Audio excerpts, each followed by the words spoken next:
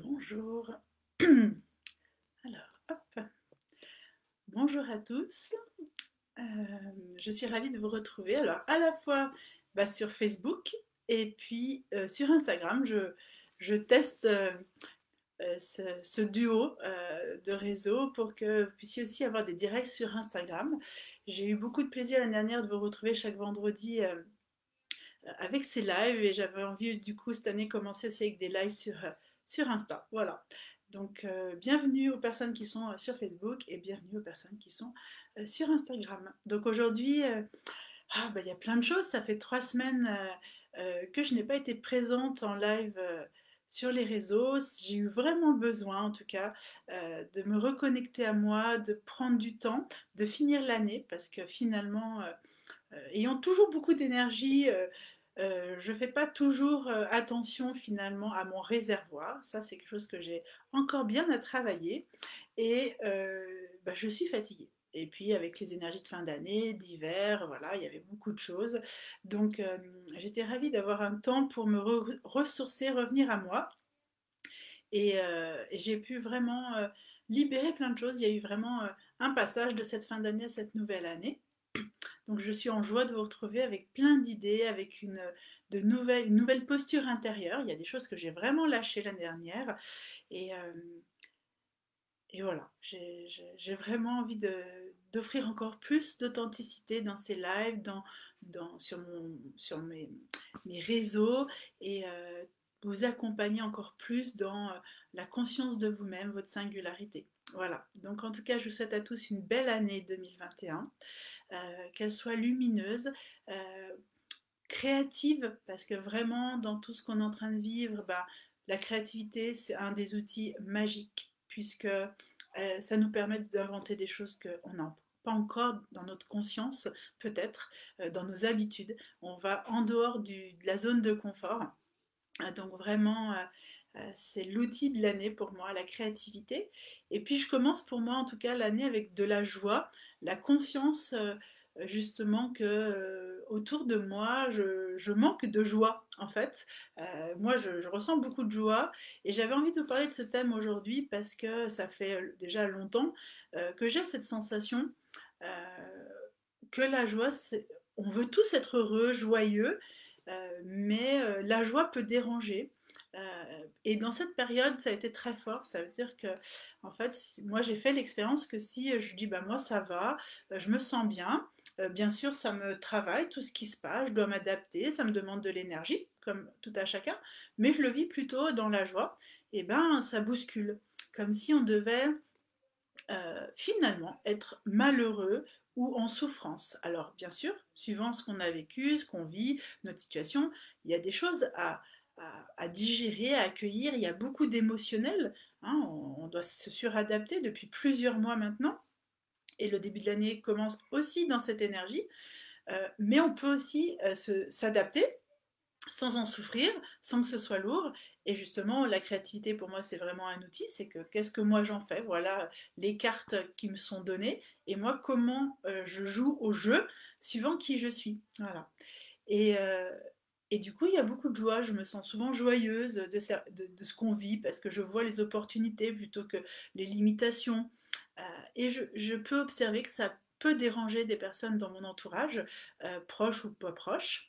Et je trouve ça assez lourd quand même parce que justement, ça veut dire que si on n'arrive pas à se reconnecter assez souvent à la joie, on peut se retrouver dans des états de mal-être, de dépression, de découragement, de manque de, de motivation, euh, et puis, comment dire, j'ai perdu le mot, de foi ou de conviction, on peut perdre ses convictions. Et du coup, notre cerveau, il nous met en état dépressif. Et là, c'est vraiment un peu le danger de cette situation, c'est qu'à force de cumuler du stress, des inquiétudes et tout ça, on va perdre cette énergie intérieure. Et alors que la joie, c'est elle qui va venir nourrir, apporter de la lumière, ouvrir les portes de l'enfant intérieur, de la petite voix intérieure, hein, de toutes ces choses qui nous animent, qui n'ont pas toujours, euh, qui sont pas toujours très concrets, mais qui vont ouvrir les portes de la créativité, des possibilités. Voilà. Donc, prendre le temps d'écouter ce qui se passe en nous, c'est important. Voilà. Ça l'est pour tout à chacun. C'est sûr, ça ne se fait pas toujours facilement quand on n'a pas l'habitude. Euh, mais c'est des petites pratiques, c'est des petites choses à dire, bon bah là aujourd'hui, ok, comment je me sens ce soir. C'est être objectif aussi. Ça veut dire, c'est pas se laisser envahir par ses émotions, c'est les reconnaître, les voir, mais tout en mettant de l'objectivité. Finalement, est-ce que c'est très grave là ce que j'ai vécu? Est-ce que je dénigre pas que la situation, par exemple, professionnelle est difficile parce que, par exemple, je dois travailler tout en ayant mes enfants à la maison, en gérant le fait qu'il y ait un couvre-feu, donc comment j'organise ça? Oui, c'est beaucoup de choses. Mais hop, je prends du recul.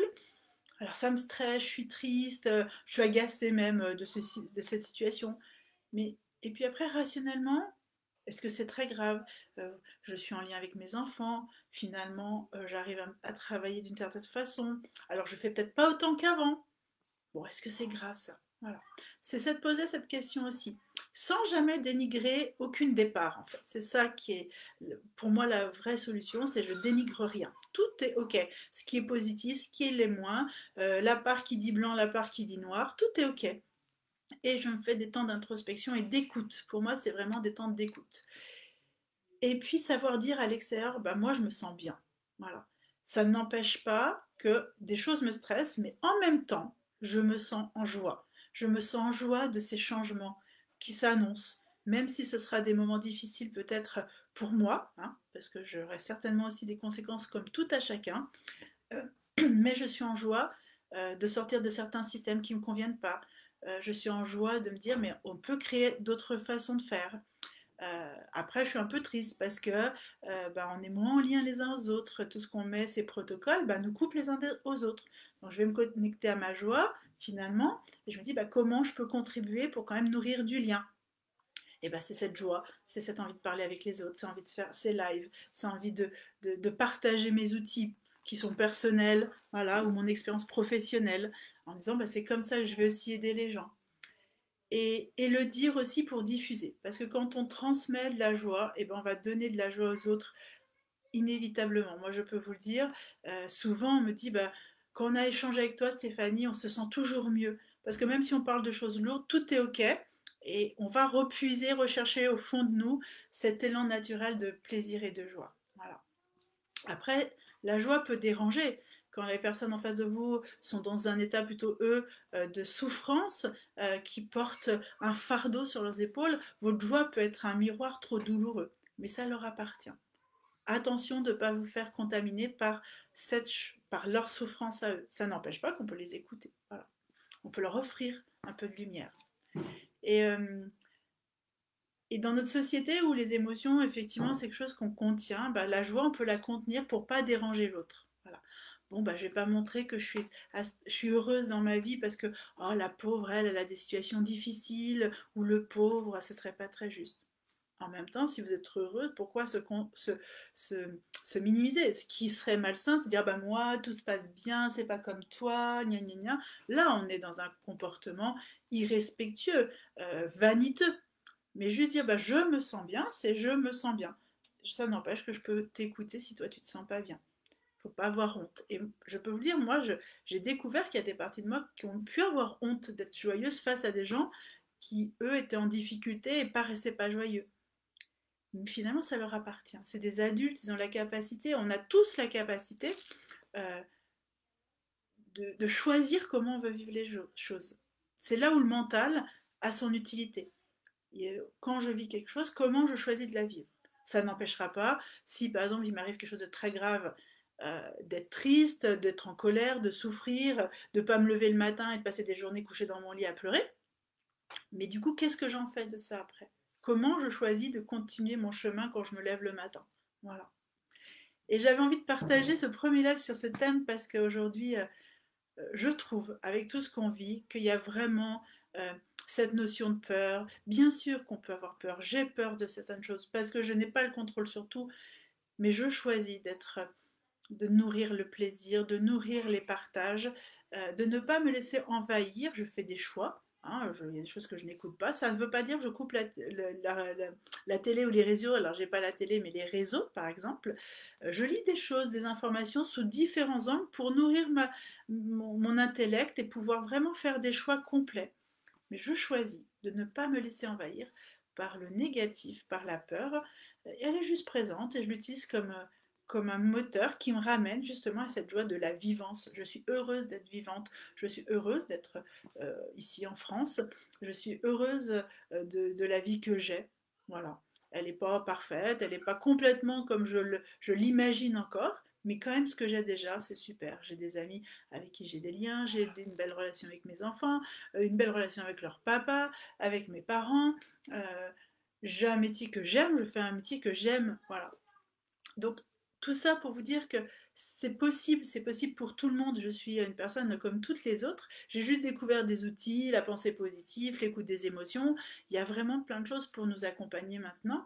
Et restons dans cette. N'ayons pas peur de dire qu'on se sent bien et heureux malgré la situation. On ne peut pas dire je suis heureuse ou malheureuse. C'est je peux ressentir de la tristesse et en même temps de la joie.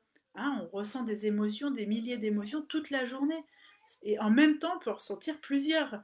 Donc c'est ça, c'est sortons du concept de sectariser les émotions. C'est où je suis heureux, où je suis malheureux, où j'ai peur, où je suis en colère. Non, on est tout à la fois. Donc en les observant, nos émotions, on va pouvoir vivre bien avec. Et en fait, ce qui sera toujours sous-jacent, c'est la joie. Je ne sais pas si vous avez vu le dessin animé Vice Versa. J'en parle assez régulièrement dans mes lives. Et il est vraiment cette image. En fait, c'est la joie qui nous mène. Par contre, si on oublie d'écouter les autres émotions, on peut la cacher, elle peut perdre de sa brillance, cette joie. En tout cas, elle peut être cachée. Mais c'est elle qui est le mouvement de tout. Donc allons la chercher. euh, et pour la chercher, il n'y a rien à faire dans l'action physique, il y a à être à l'écoute de soi. Et n'ayez pas peur du regard de l'autre. Si l'autre n'est pas heureux, eh ben, soyez à l'écoute, présent, mais restez-vous en joie. Vous n'avez pas besoin de vous caler sur les émotions de l'autre. Voilà. Ah, je vous fais une pause. Merci. À toi. Merci chérie. Voilà. La joie des enfants. Tout est naturel, rien n'est contrôlé. Ça, c'est aussi un cadeau pour moi, de me rappeler, je ferme la porte, c'est voilà, le travail de la maman avec les enfants. Donc, c'est ça, les enfants, ils sont spontanés. Eux, ils n'oublient jamais cette joie. C'est assez fort, ça. Et ils n'oublient jamais aucune émotion, parce qu'ils peuvent autant être en colère, mais dans les secondes qui suivent, trouver la joie, rire ensemble. Des fois, ils se disputent et 5 minutes après, en fait, ils rigolent ensemble, ils jouent, ils font la bataille, ils font des jeux.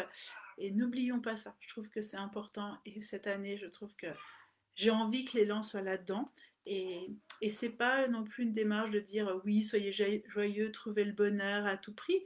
Parce que c'est pas une course, le bonheur. C'est pas ce qu'on possède. Bien sûr, la sécurité matérielle, la sécurité de ce qui nous entoure, c'est important mais c'est des instants, c'est savoir regarder les petits détails de notre vie dans cette globalité, un beau paysage, un bon moment de partage tout simple, un sourire de quelqu'un, un enfant qui vient pour vous donner quelque chose à un moment, et je vois ça, l'innocence par exemple de mon enfant là.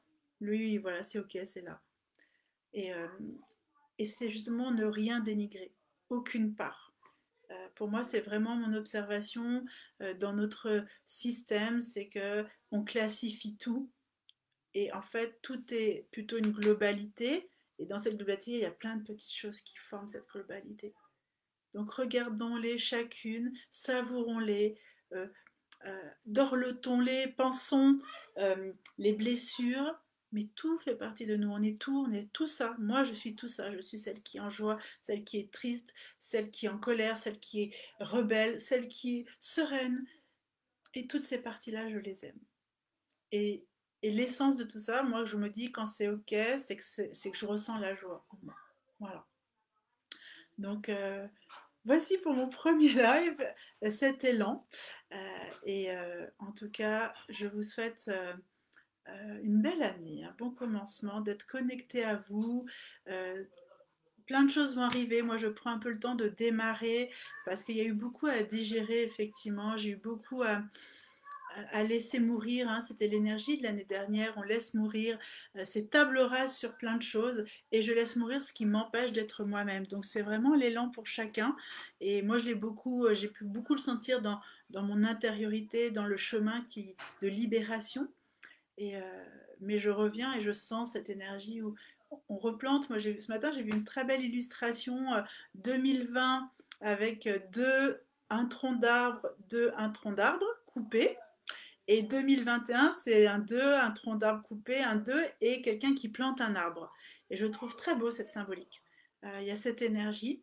Euh, Bien sûr, l'extérieur peut faire peur. Il y a beaucoup d'informations avec le virus qui tourne. Voilà, moi, j'ai pas trop peur de ce virus. Pour moi, bien sûr, il y a des morts, hein, on dénigre pas, mais comme beaucoup de choses dans ce monde, ça fait partie du cycle de la vie. Et il y a des choses auxquelles j'attache pas autant de lourdeur. C'est un peu ce qui me gêne aujourd'hui, c'est qu'on a plutôt une nourriture à la peur et à la lourdeur. Et ça m'inquiète aussi pour la santé de chacun. Alors aujourd'hui, on le sait qu'il y a de plus en plus de gens qui sont dans un état dépressif ou un certain mal-être.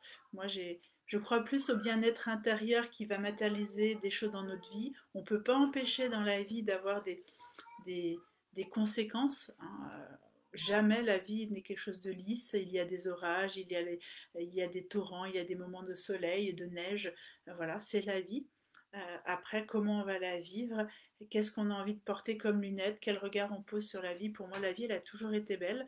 Mon chemin personnel, ça a été de me défaire des injonctions que j'ai pu recevoir, de croire que la vie, elle était dure, qu'on devait souffrir pour s'en sortir, euh, que s'il nous arrivait des malheurs, c'est qu'on le méritait parce que c'était notre karma ou c'était le bon Dieu qui nous punissait. Moi, c'était vraiment mon chemin de libération depuis 20 ans. Je me sens libérée de ça. Et vraiment, cette année, j'ai l'élan à vous partager ça, tout en prenant conscience de tous les aspects. Tout ce que je dis, c'est jamais en dénigrant. Je ne peux partager qu'en ayant pris conscience de tous les aspects et de vous offrir l'élan du cœur. Voilà. Et j'espère vous inspirer pour ça. C'est vraiment ça qui est fort pour moi. L'amour, la conscience de soi et l'élan naturel du cœur. Et on ne peut pas être dans l'élan naturel du cœur si on ne regarde pas à la fois les ombres et la lumière. Donc voilà. Sur ça, bah, je vous souhaite un bon vendredi. Je vois que je n'ai pas spécialement de questions par rapport à ça. Si vous voyez ce live en différé, n'hésitez pas à poser des questions, je pourrai répondre. N'hésitez pas aussi à partager ce que je fais. Ça me permet de transmettre, de contribuer à- à- au monde, à une vie lumineuse, consciente. Voilà. Et puis, on se retrouve dorénavant tous les vendredis 13 h à nouveau ici.